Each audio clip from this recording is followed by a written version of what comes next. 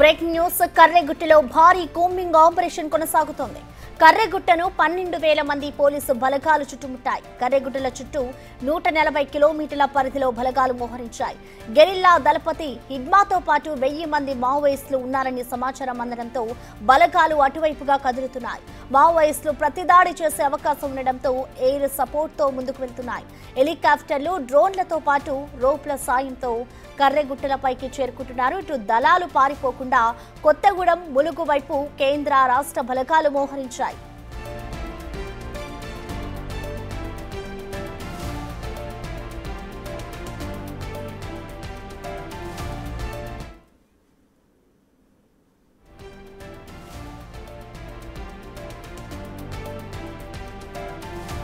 ఈ ఘటనపై ప్రస్తుత డీటెయిల్స్ సంబంధించి మా ప్రతినిధి వేణు లైవ్ లో అందిస్తారు. వేణు, అసలు కర్రెగుట్టలో ఏం జరుగుతోంది, ప్రస్తుతం అక్కడ సిచ్యువేషన్ ఎలా ఉంది వేణు?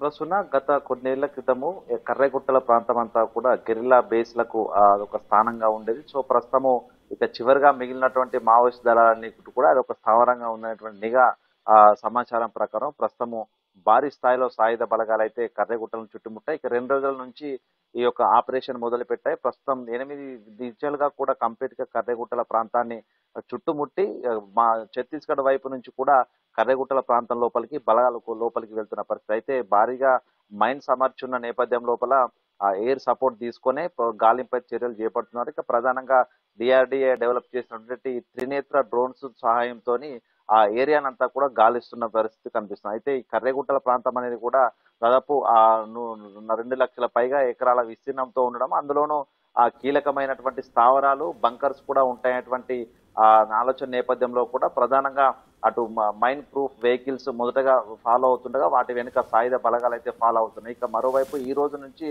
అటు భూపాలపల్లి శివారుతో పాటుగా ములుగు శివారు, దుమ్ముగూడెం ప్రాంతము, చెర్ల ఏరియా ప్రాంతం లోపల నూతనంగా హెలిప్యాడ్లు ఏర్పాటు చేయబోతున్నారు. ఆర్మీ హెలికాప్టర్లను తీసుకొచ్చేందుకు అధికారులు కూడా సిద్ధం చేస్తున్నారు. ఇక అటువైపు ఎవరు రావద్దు, ఎందుకంటే ప్రస్తుతం ఈ ఆపరేషన్ అంతా కూడా కేంద్ర హోమ్ మినిస్ట్రీ ఆధ్వర్యం లోపల కొనసాగుతుంది. కంప్లీట్ మానిటరింగ్ అంతా కూడా అక్కడి నుంచే కొనసాగుతుంది. ఇక మావోయిస్టులు ఒకవేళ కనుక పారిపోయే పరిస్థితులు ఉంటే వాళ్ళు ప్రత్యేక వ్యూహాత్మకంగా ప్రాంతాలు మార్చుకుంటూ పారిపోతూ అటు గోదావరి దాటి తిరిగి ములుగు ఏరియా వైపు కానీ, మిగతా భూపాలపల్లి కానీ, అటు చెర్ల కొత్తగూడెం ఏరియా వైపు కానీ వెళ్లకుండా ప్రధానంగా సిఆర్పిఎఫ్ బేస్ క్యాంపులు నిన్నటి నుంచి అక్కడ బేస్ క్యాంపులు ఏర్పాటు కూడా చేశారు. ఒక క్యాంపు 10 రోజుల పాటు ఒక క్యాంపు అక్కడ ఉంటుంది. 10 రోజుల పాటు ఒక టీం అడవుల్లోకి వెళ్లి వచ్చిన తర్వాత మరొక టీము ఆ కుమ్మి కోసు లోపలికి వెళ్లే విధంగా కట్టుదిట్టమైనటువంటి పక్కా ప్లాన్ తోనే కేంద్ర బలగాలు అయితే ప్రస్తుతం కర్రెగుట్టల ప్రాంతాన్ని అయితే జల్లె పడుతున్నాయి. కంప్లీట్ గా మావోయిస్టుల ఏరివైతే లక్ష్యం, అందులోనూ ప్రధానంగా గెరిల్లా ఆర్మీకి సంబంధించినటువంటి టీమ్ కు అధ్యక్షుడిగా ఉన్నటువంటి మడవి హిడ్మా ఈ ప్రదేశంలో ఉన్నాడు. తనే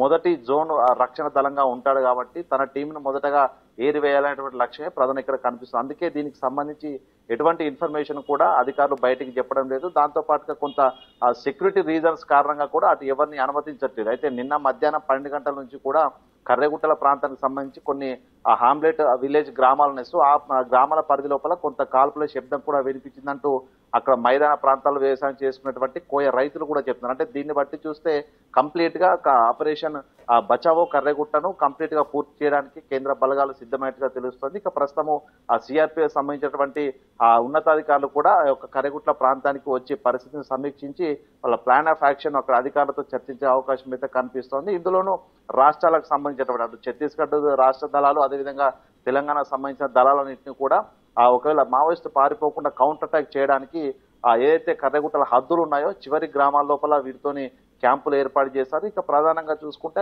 రాకెట్ లాంచర్లు ప్రయోగించేందుకు మడవి హిడ్మా దళం కూడా సిద్ధంగా ఉంటుంది. ఎందుకంటే తనతో పాటు 300 మంది అత్యంత ఆరితేరినటువంటి గెరిల్లా ఆర్మీలో ఆరితేరినటువంటి దళం ఉంటుంది సో హిడ్మాతో. సో అంటే తన దగ్గర రాకెట్ లాంచర్ కానీ, బీసీవీహెచ్ వెహికల్స్ ను పూర్తిగా పేల్చివేసేటువంటి ఆయుధాలు ఉంటుంది కాబట్టి కొంత జాగ్రత్తగా అయితే ఎయిర్ సపోర్ట్ తోనే కొంత స్కానింగ్ అయితే చేస్తున్నారు. మొత్తంగా దీన్ని బట్టి చూస్తే చరిత్రలో ఎన్నడూ లేని విధంగా భారీ స్థాయి ఎన్కౌంటర్ కర్రెగుట్టలో జరగబోతున్నట్టు చర్చ జరుగుతుంది. సో మొత్తానికి నిన్న జరిగిన కాల్పుల్లో కూడా ఎవరు మరణించారనేది కూడా ఇప్పటివరకు అఫీషియల్ గా అధికారులు అయితే బయటకు వెల్లడించలేదు. మొత్తంగా ఆపరేషన్ పూర్తయ్యే వరకు కూడా దీనికి సంబంధించి వివరాలన్నీ కూడా గోప్యంగా ఉంచే అవకాశం అయితే కనిపిస్తుంది. సో మొత్తంగా అటు చెర్ల కొత్తగూడెము, ఇటు భూపాలపల్లి శివారు, అదేవిధంగా ములుగు సంబంధించినటువంటి వెంకటాపురం శివార్లంతా కూడా కొంత హై అలర్ట్ లో అయితే కొనసాగుతున్నాయి. పూర్తి స్థాయి లోపల కేంద్ర సాయుధ బలగాల ఆధీనం లోపల కర్రెగుట్ట తెలంగాణ అటువైపు ఛత్తీస్గఢ్ సంబంధించినటువంటి ఏరియా అంతా కూడా కేంద్ర బలగాల ఆధీనంలోకి వెళ్ళింది. సో దీనికి సంబంధించి అఫీషియల్ గా కేంద్ర ప్రభుత్వం రిలీజ్ చేస్తేనే తప్ప అసలు మావోయిస్టులకు సంబంధించినటువంటి ఎన్కౌంటర్ వివరాలు బయటకు వచ్చే అవకాశం అయితే కనిపించట్లేదు ప్రస్తుతం.